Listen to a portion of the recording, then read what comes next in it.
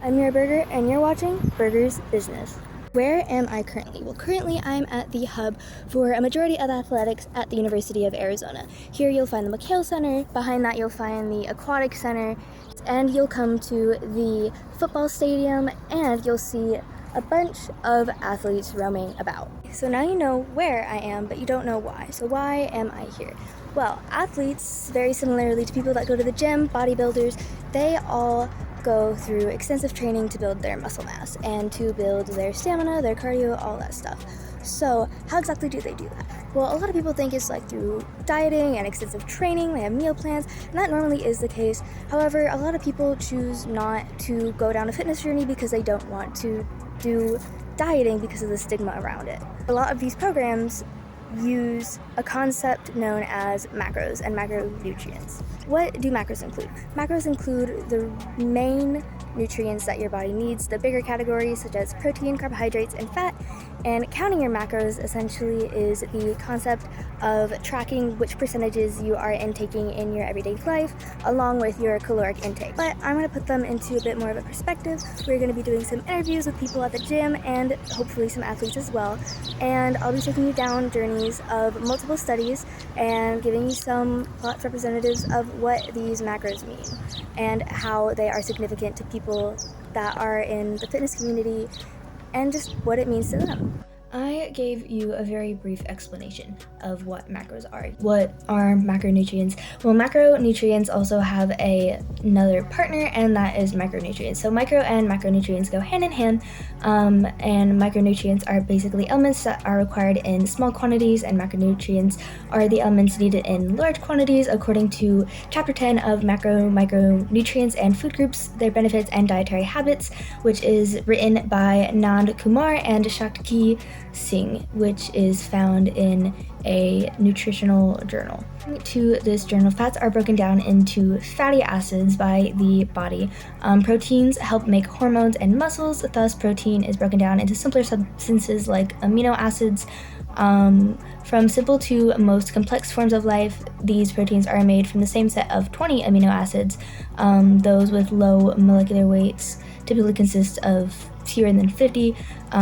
Carbohydrates are made of 3 molecules. They are carbon, hydrogen, and oxygen, and they mainly are produced from photosynthesis in plants and act as major sources of energy for the human diet as well as mammals and animals that consume them. With this information established, it is generally known within the fitness community that macros are counted and used by means to gain muscle mass and to lose body fat, but mainly for skeletal muscle. So there's a study with an academic research paper that is produced and written by several universities in Germany, specifically by Edward Eisenman, titled Comparison of Pro-Regenerative Effects of Carbohydrates and Protein Administered by Shake and Non-Micronutrient-Matched Food Items on the Skeletal Muscle After Acute Endurance Exercise, which is found in the Nutrients Journal. A German-conducted study essentially took 35 non-specified endurance-trained male subjects and had them perform different strength and stamina tests, including a 10-kilometer run with an intensity of 80% of their individual anaerobic threshold. Study essentially concluded that the loss of leg strength after endurance, which was the 10-kilometer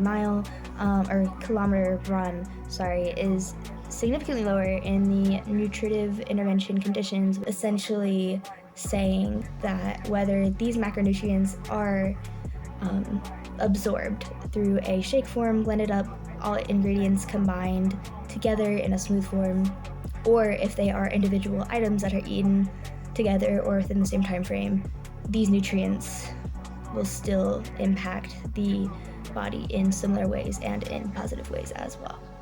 In addition to that German study, there is another study with an academic research paper conducted by Anna Pierzak et al.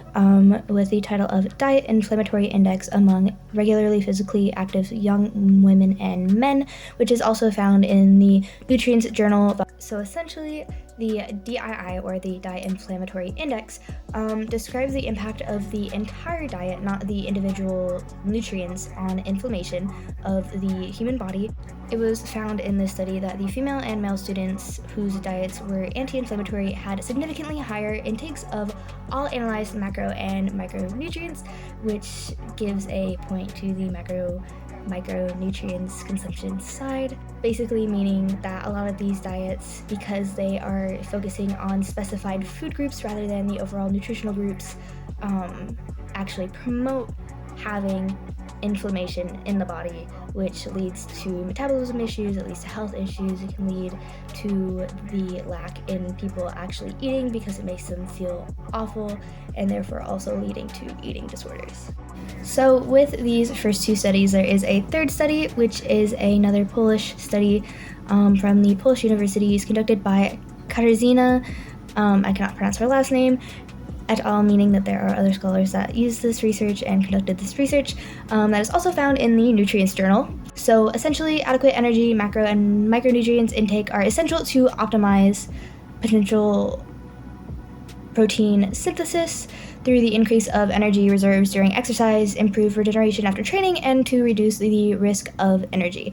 It establishes that the insufficient energy intake has a slew of negative consequences, referred to as relative energy deficiency in sports, also known as RED-S.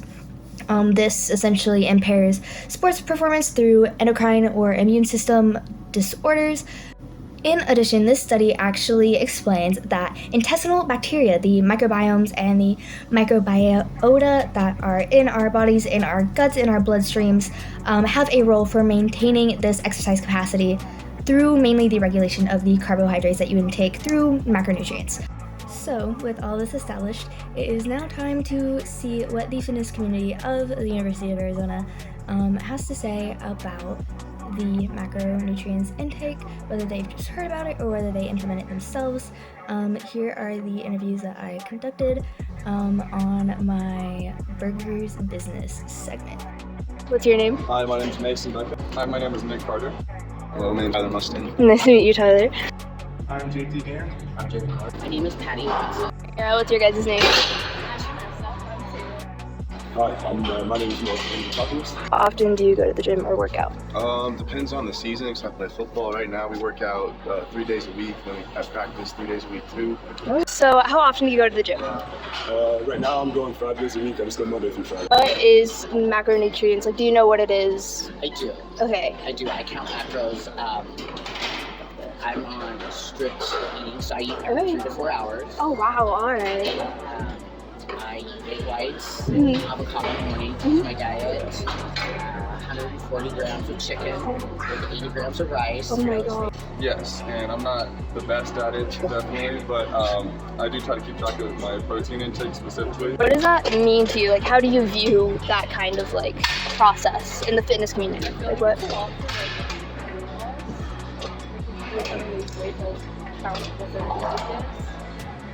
I think it's important to count your protein.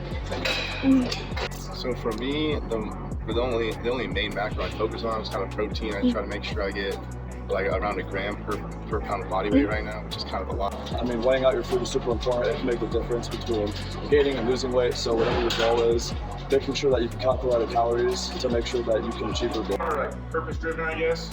So I'm clearly larger than Jaden, but I'm not as fast as him. And so it's I need more calories, throughout the day. I'm supposed to get around 7,000 to 8,000 calories per day. It's definitely a lifestyle. I think health is something that everybody should prioritize. And for me, gym is that avenue. I also play other sports as well, but for gym specifically, it's what makes you feel good. It's everything about you. You can live longer, you do everything correctly, and confidence too. For me, it started 11 years ago. I had 2 children, and I was not in good shape. I was about 60 pounds overweight. So I started with just trying to get fit. Yeah. And so it turned into getting fit, which turned into a lifestyle, which now is kind of my whole life. I'm a professional bodybuilder. In a 2-week period, just to get an idea of what that plate looks like. Because I eat 50 grams of protein this bait. They'll make up we have an app. And we'll type it all in, all of our meals for that day and stuff to kind of see. And then once you kind of get an idea of this is what I should be eating, this is how much water I need to drink, then you kind of go on your own and just try and make sure you're doing it in your head. And then it also depends on body types. So a person might run a lot, so I burn off a lot of like water weight, so I have to make sure I'm hydrated. I know it can have a bad stigma behind it because it goes along with like eating disorders and everything. But I used to have an issue when I used to like cut in bulk with like overeating and then undereating and cutting and tracking. But now I'm at like a very good spot where I'm tracking currently, but I'm tracking Monday through Friday, and then I weigh myself Saturday, Sunday. It's just like a healthy balance throughout the week to make sure I'm hitting my goals on the days that like I'm working out. But I'm still like enjoying myself. It's college, you know. I hope you enjoyed this segment. I really put a lot of effort into it to get a wide range of interviews with diverse perspectives pertaining to macronutrients in the fitness community, from student athletes to those that just go to the recreational center at the University of Arizona. In the previous clip with Mark, he mentions that he tries to maintain a consistent schedule for counting his macros, and that he does include cheat days, especially on the weekends, because, and I quote, "It's college, you know." Similarly, a YouTube video and Instagram influencer by the name YVGUO is a calisthenics athlete, and in one of his videos, My Diet / Nutrition for Building Muscle While Staying Lean on youtube.com, does mention both of these things. He specifically emphasizes having cheat days, allowing them for pertaining to how your metabolism works as an individual, but having those nonetheless to create healthy food relationships rather than pushing yourself away from those foods and ending up hating eating. In addition to that, he also mentions having a app for tracking your macros, which is also mentioned in one of the previous clips that we had in an interview with the football players. Okay, well, that's all the time that we have for today. This segment ran a little long, and I apologize for that, but I hope it was very informative on how micro and macronutrients show significance in the fitness community as a whole and to individuals in a very wide, diverse way, not just as a lifestyle or as a way to gain a physical likeness that you approve of, but also something that affects your internal health, mental health as well. Thank you for watching this video, this interview. I hope you enjoyed it as much as I enjoyed creating it. Honestly, I might just decide to start interviewing people around campus anyway, because it's very interesting talking to them, meeting new people, and seeing their perspectives on stuff. But this has been Berger's Business, wishing you all a good night. Thank you.